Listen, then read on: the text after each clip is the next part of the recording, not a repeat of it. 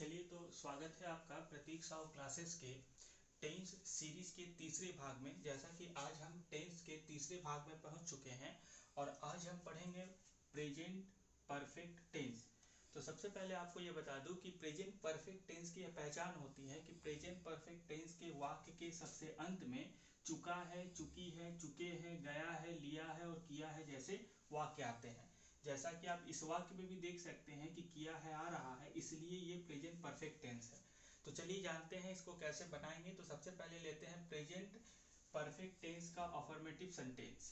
Sentence है हम लोगों ने काम किया है। तो हम लोगों का सबसे पहले इसको इंग्लिश में अनुवाद कैसे करेंगे। तो रूल ये बोलता है अफर्मेटिव का कि सबसे पहले सब्जेक्ट ढूंढेंगे। तो सब्जेक्ट मिला हम लोगों ने। हम लोगों को इंग्लिश में कहा जाता है वी।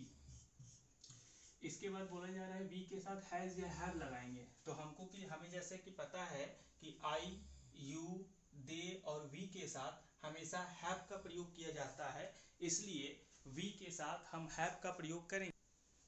तो वी के साथ हम लोग हैव का प्रयोग करेंगे, वी हैव। उसके बाद सब्जेक्ट में हैज हैव लगाने के बाद वर्ब 3। तो यहाँ पे हम वर्ब ढूंढेंगे कि वर्ब क्या है। तो वर्ब है काम। काम को इंग्लिश में कहा जाता है वर्ब, WORK। और वर्ब का तीसरा फॉर्म मतलब कि इसमें ed लगा देंगे। इस तरह से सेंटेंस बनेगा कि वी हैव वर्कड। तो ये आपका अफर्मेटिव सेंटेंस कंप्लीट हो गया। अगर ये सेंटेंस अफर्मेटिव में ना होकर नेगेटिव में होता, अगर ये सेंटेंस अफर्मेटिव ना होकर के नेगेटिव होता तो कैसा होता।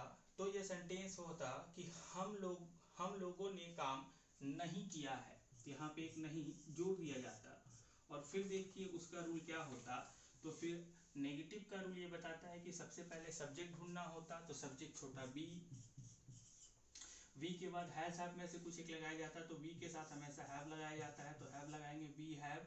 उसके बाद नॉट लगाया जाता है, नॉट आया है इस नहीं के लिए, वी हैव नॉट। उसके बाद वर्ब का तीसरा फॉर्म वर्क लिख करके उसमें ed जोड़ दिया जाए तो वह वर्ब का तीसरा फॉर्म बन जाएगा। इस प्रकार से नेगेटिव भी हम सीख लिए कि नेगेटिव कैसे होता है, मतलब प्रेजेंट इंडेफिनिट टेंस का नेगेटिव कैसे होता है।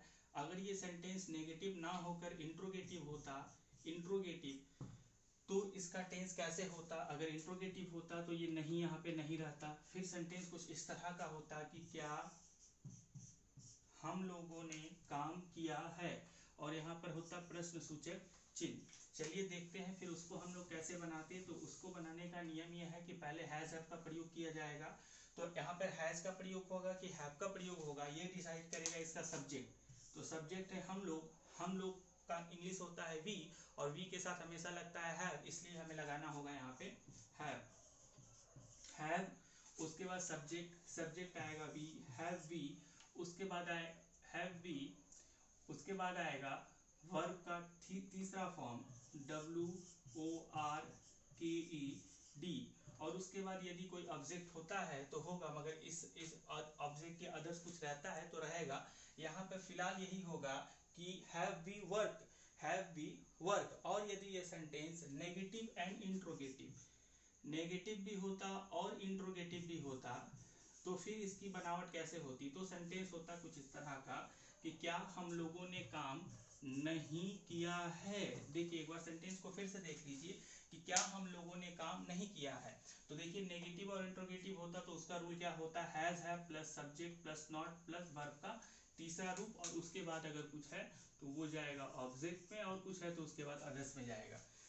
तो देखिए क्या हम लोगों ने काम नहीं किया है, हैज हैव में से क्या लगेगा, हैव लगेगा, हैव। उसके बाद सब्जेक्ट हैव वी।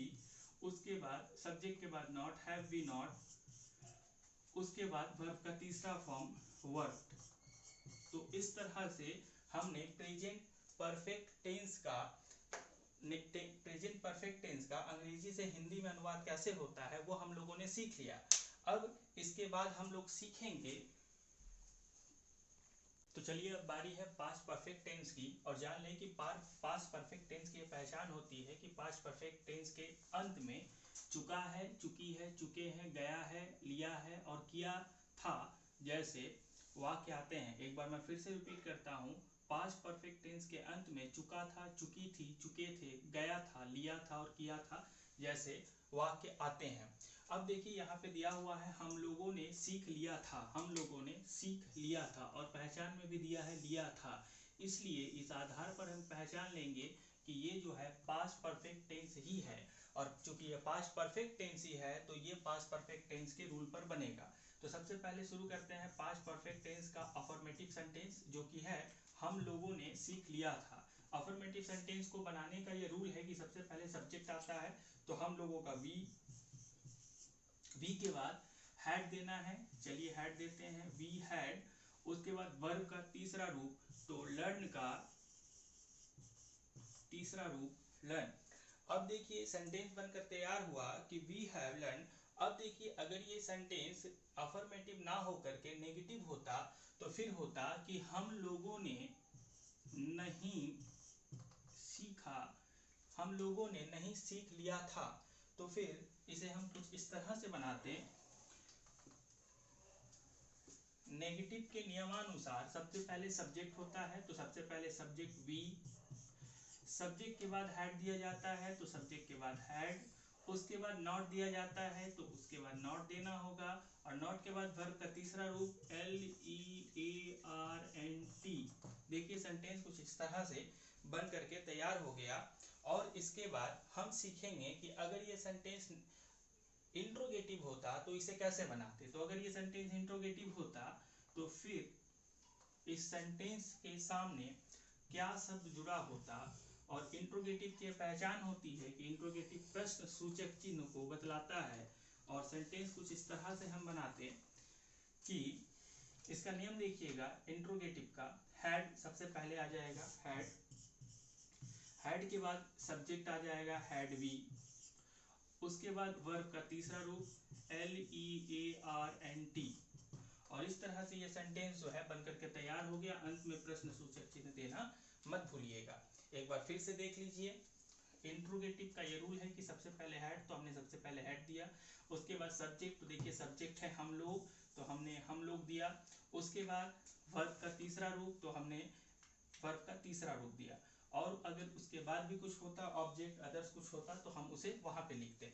चलिए अब हम बनाते हैं इंट्रोगेटिव नेगेटिव, मतलब एक ऐसा सेंटेंस जो इंट्रोगेटिव भी है और नेगेटिव भी है। तो अगर ये सेंटेंस ऐसा होता तो यहाँ पे होता फिर नहीं, और पूरा सेंटेंस होता कि क्या हम लोगों ने नहीं सीखा है, और इसका रूल होता हैड, सबसे पहले हैड, और हैड के बाद सब्जेक्ट, सब्जेक्ट होता वी, हैव वी, नॉट, उसके बाद हमें देना पड़ता नॉट, और फिर वर्ब का तीसरा रूप, और वर्ब के तीसरे रूप को देते ही ये सेंटेंस हमारा समाप्त हो जाता।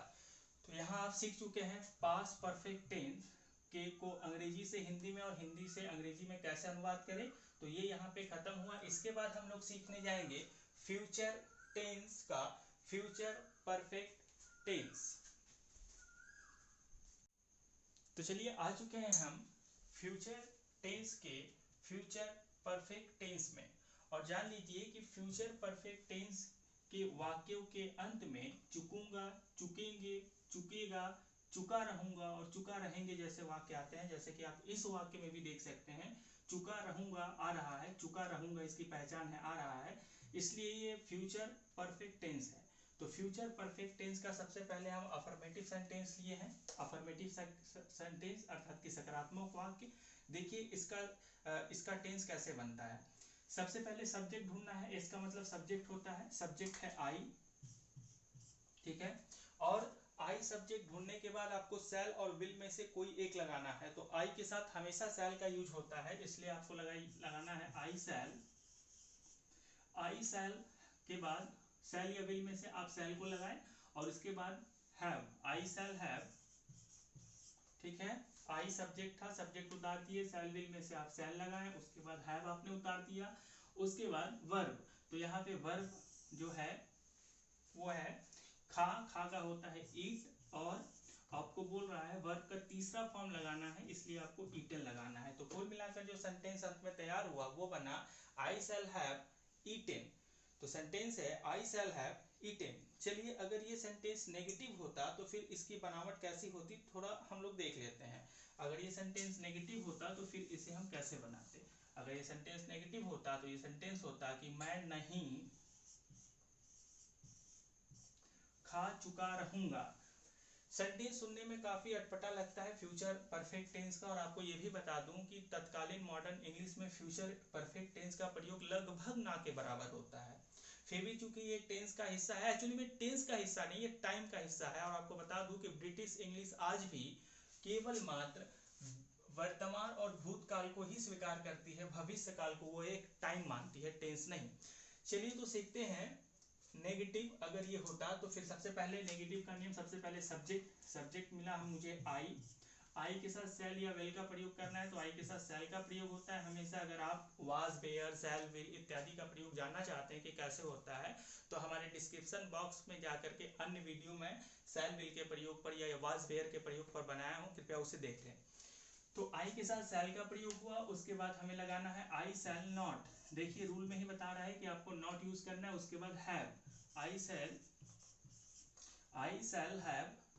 Cell not have. उसके बाद वर्ब का तीसरा फॉर्म ईट का ईटेन, ठीक है। ये वर्ब का आपका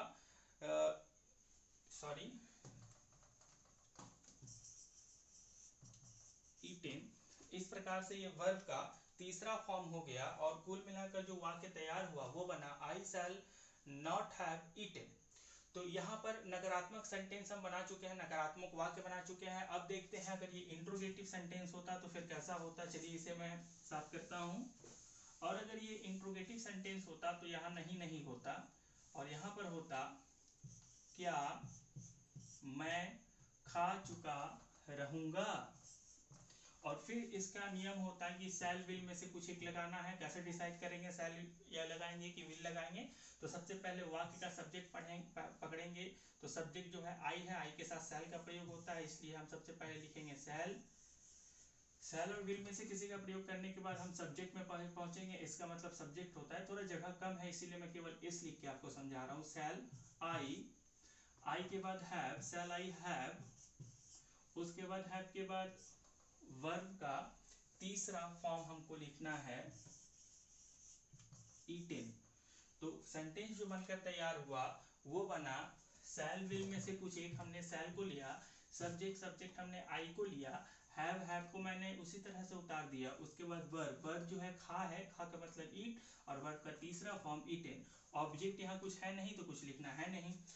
तो इस तरह से सेंटेंस जो बनकर तैयार हुआ वो कुछ इस तरह का है कि सेल आई हैव ईटेन, ये सेल आई हैव ईटेन ये बन गया आपका इंट्रोगेटिव सेंटेंस। अगर ये सेंटेंस इंट्रोगेटिव और नेगेटिव दोनों होता तो फिर इसकी बनावट कैसी होती। देखिए अगर ये मैं नहीं खा चुका रहूंगा, और फिर उसका नियम होता है सेल और विल में से कुछ एक लगाना है, तो आप सबसे पहले सेल लगाते हैं। देखिए यहाँ से हमने सेल को चुना, उसके बाद यहाँ से हमने सेल को चुना और उसके बाद सब्जेक्ट आई है, और उसके बाद हमको नॉट लगाना है। चलिए नॉट लगा देते हैं। उसके बाद हैव लगाना है, चलिए हैव लगा देते हैं। उसके बाद वर्ब ढूंढना है, वर्ब खा है, ईट का हो जाएगा ईटेन। ऑब्जेक्ट कुछ है नहीं तो सेंटेंस बनकर तैयार होगा shall I not have eaten. तो shall I not have eaten के साथ ही इस टेंस का तीसरा भाग यहाँ पे समाप्त होता है। अब हम इसके बाद सीखेंगे टेंस का चौथा भाग अगले वीडियो में, जो टेंस का अंतिम भाग होगा। उसके बाद आपका टेंस समाप्त। Have a good day.